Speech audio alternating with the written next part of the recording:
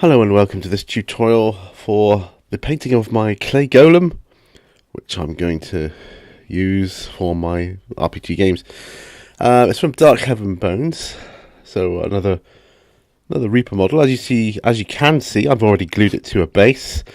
Now, I've been asked on many occasions, can I just show myself hand priming these miniatures, because that is kind of what I do.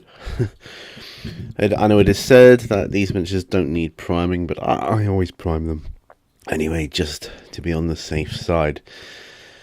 For this, I'm going to use Vallejo Surface Primer German Panzer Grey, as you can see.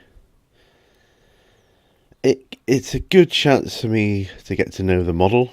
And what I mean by that is I can see all the nooks and crannies. I can ascertain what areas are harder to paint than others, what, if any, are really difficult areas.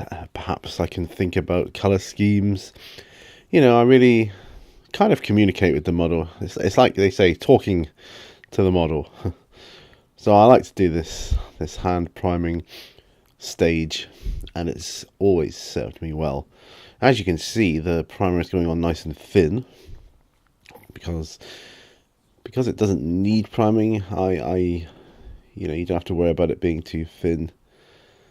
It's just a very thin coat for the further subsequent coats to grab a hold of. Excuse me. So yeah, I'm just using an old Citadel base brush there, I think. No, Winsor & Newton, sorry. It really doesn't matter at this stage though what type of brush you use.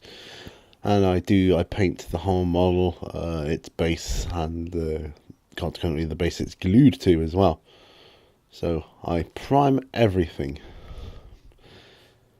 Although, well, yes, I do it for this tutorial. I was thinking maybe I didn't do it for the actual tutorial, but yes, I did. So this is basically how I prime all my Reaper Bones models, or Reaper plastic models at least, and the majority of the metal ones too. So once that was all dry, I was going with Citadel Rhinox Hide for my first base paint. Once again, all over, pretty much like I did for the primer. If you guys can remember my tutorial of The Thing, and if I remember, I'll put a link in the corner for you. I'm kind of going to do it pretty much the same way as I did him, although he's somewhat smaller than The Thing. Yeah, it's basically just going to be dry brushing, because let's not forget he's a clay golem, so we don't need features such as eyes and teeth to show up any other colour than the clay, really. So we're just looking for that clay colour. Of course, he's wearing like some kind of pants there, which I painted later in like a grey, because that's all it would be. Thinking about it, he'd make quite a good superhero figure, or supervillain figure, if you were so inclined to like to make up your own villains in the Marvel and DC games that you the DC game that you can still get, and the Marvel game that they stopped supporting, but people do still play. So yes, you could do that. Or you can make a good supervillain in any RPG. Anyway, after that, I went for Agrax Earthshade, just as an all-over wash.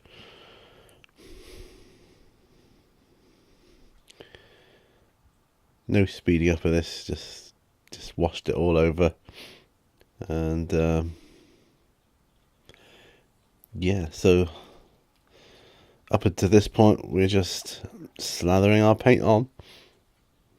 Obviously not too thick. I did thin all of my paints, by the way, for those of you that are wondering.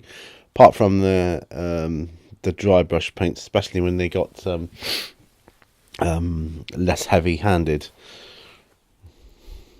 So up until this point, paints were thinned. Right, the first one I'm going to do is Cracked Leather by Militaire. And Yeah, it's quite a heavy dry brush, but I was just avoiding the deepest recesses where the Angrex Earthshade had settled. So although he's clay, he's still got a muscle structure, and I just wanted to bring that out to the forefront. I think once you've done this stage, he starts looking better and better, you know, once you've done with those base colours. I mean, you could, if you wanted to, paint him up by hand layering all the muscle structure, and that's, I suppose, more if you were making him a flesh creature. But I am painting him up as a clay golem, so I want that for both D&D and Call of Cthulhu. More for D&D, to be honest. Clay golems. I think it's a beautiful miniature. Lovely pose. You can see, you can see pretty much all of him from most angles. Like the way it's kind of a neutral stance as well, which I like. There, so that's our first dry brush of cracked leather. Minotaur, and that is usually it's a it's a Badger airbrush paint, but on this occasion I used it as a dry brush, so it's quite a thin paint, but we got there in the end. Just checking over all areas I wanted to catch, because this is the the largest area for the dry brush. It's more like an overbrush. It's closer to an overbrush than a dry brush. Anyway, next is Citadel's XV88 for our next dry brushing phase.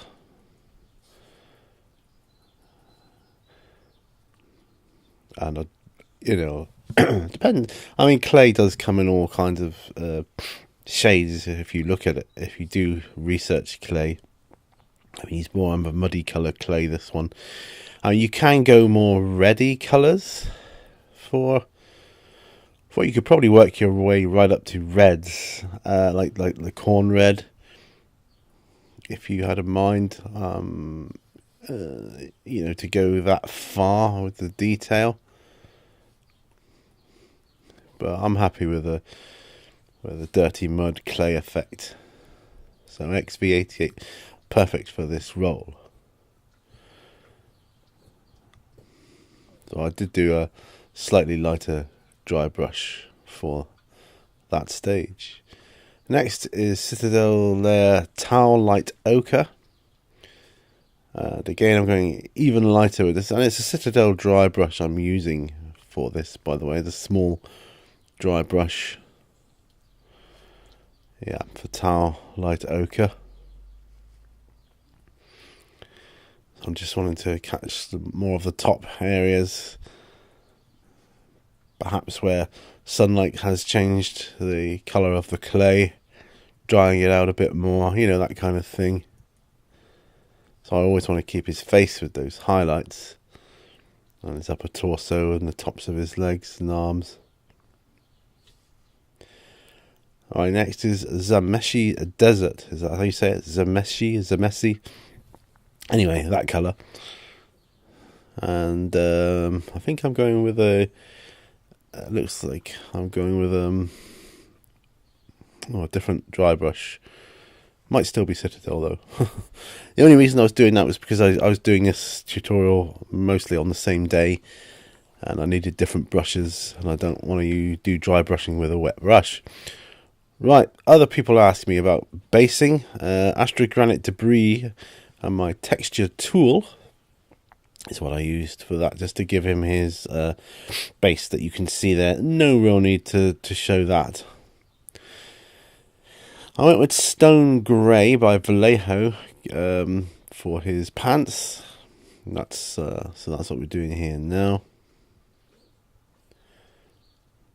And it was at this stage I thought, he reminds me of some kind of super villain. It's very reminiscent of painting The Thing, because I believe The Thing was in a similar pose. You know, the thing from Fantastic Four. I hope I do remember to put a link, or I put a link in for that somewhere in this video.